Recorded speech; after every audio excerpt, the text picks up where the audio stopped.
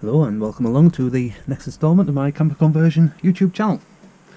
Now this video is going to be installing a split charge relay system into a little Daihatsu Hijet that I'm currently finishing off, doing the final touches to, making it from just a bog standard fishing van that it was getting used for into a fully DVLA registered camper van.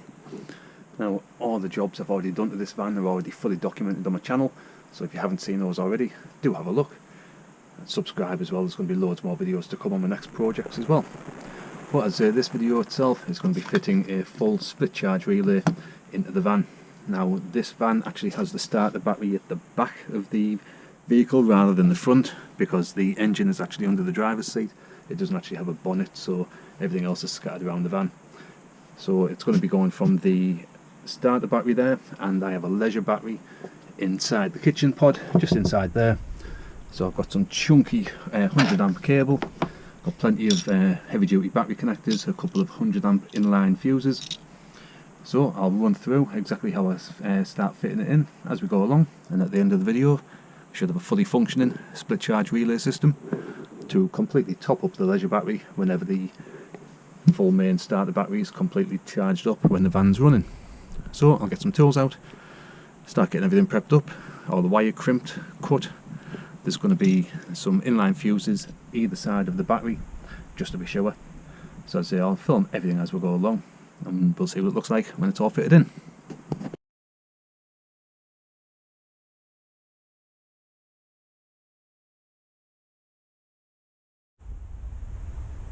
So I've finished crimping up the cables. They're all got battery terminal cables on them, because as I say, they're really chunky 110 amp cable this as well.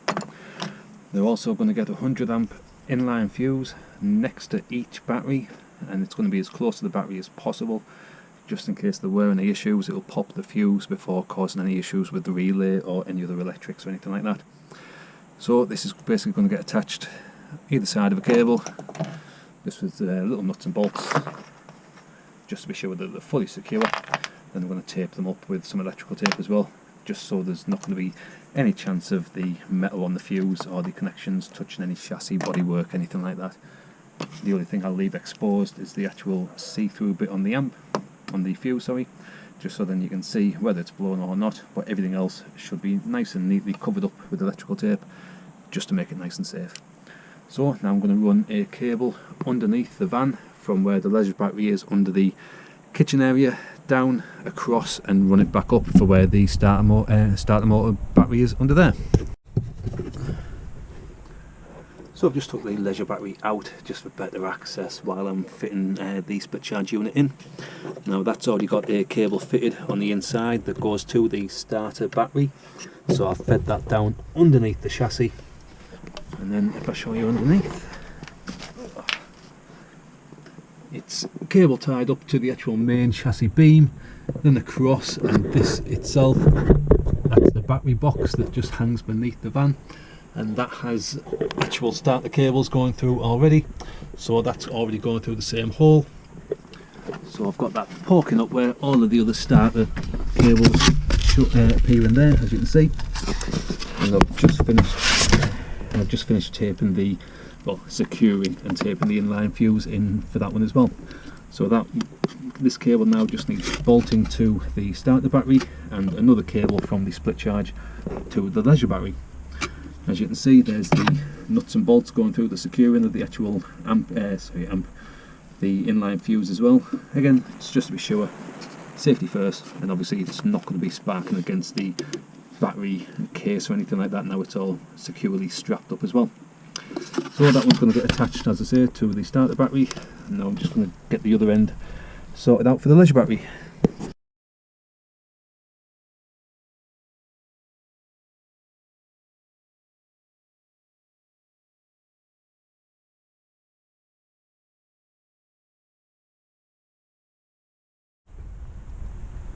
So in regards to the actual wiring of the split charge relay itself, if you've got a voltage sensitive one, then you've just got your main starter wire going off to your starter battery, then you've got the secondary wire going off to your leisure battery, and then you've just got one wire that needs to go to ground from obviously where the starter battery can be grounded from, so somewhere on the chassis or back to the starter battery.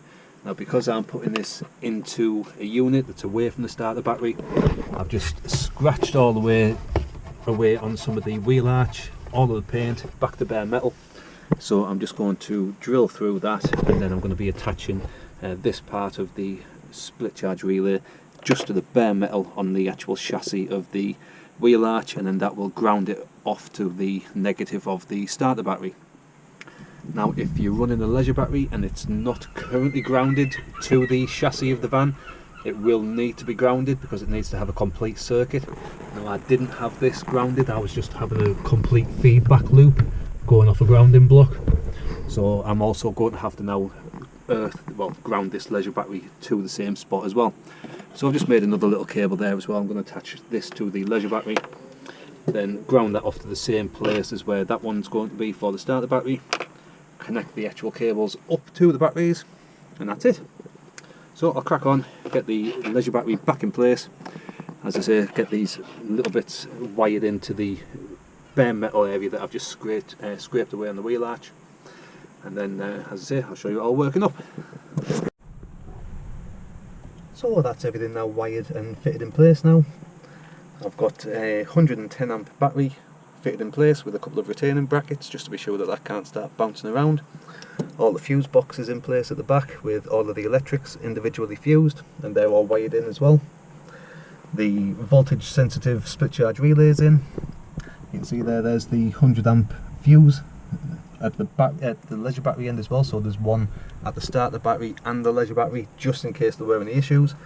It's nice and easy to see just in case you had to make any checks or anything. And at the back there's the actual split charge unit itself. Now that unit has that ground wire that I just showed you earlier on. That goes off to a bit of bare metal on the wheel arch, but I've also ran the ground wire from this leisure battery to the same spot. That completes the full circuit when the engine started and the split charge kicks in. As I mentioned, I didn't actually originally have this battery grounded to the body of the chassis. I normally just feed it straight back, all the electric straight back to the battery, rather than relying on the chassis as a common return. But because the split charge on the battery side is obviously strapped to the actual chassis itself, this battery also needs to be wired to the chassis just to create that full circuit for the charging to flow through. So now it's all fitted and wired in place. Let's shut the door, and as you can see there on the voltmeter, it's currently reading 12.4 volts. The battery is brand new, so it needs a good charge anyway. It's probably just been sat in storage until it was sent out. So when the actual van's given a good run out, it'll give it a good full charge up as well. But if I just start the van up now, you should be able to see the voltage jump from 12.4 as it is at the moment, and it should jump into probably the 13 range, maybe a little bit higher. So I'll just lean over and get the van started.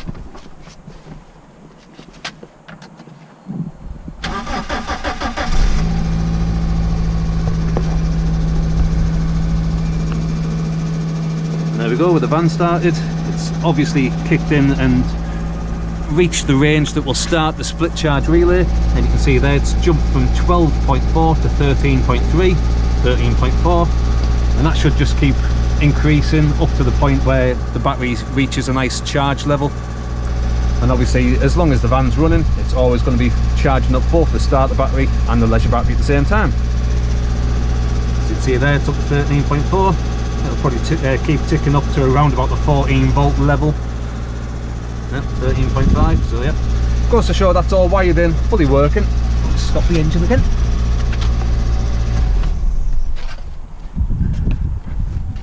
So there we go, that's how I've wired in the full voltage sensitive split charge relay into this little Daihatsu Hijet that I've been turning into a full DVLA registered campervan.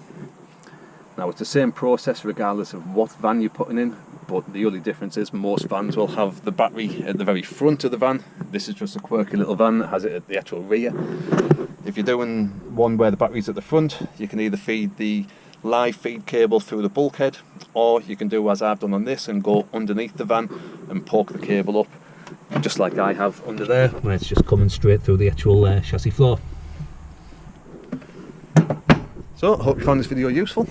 If you did, do please give it that good old thumbs up. If you haven't already, have a look at my channel. This full entire conversion of this van is documented on my channel, as well as my full T4.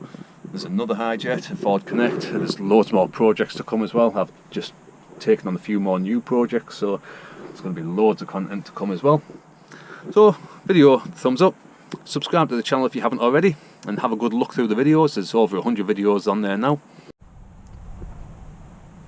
And hopefully I'll just see you on the next video of my channel. Thanks for watching. Cheers.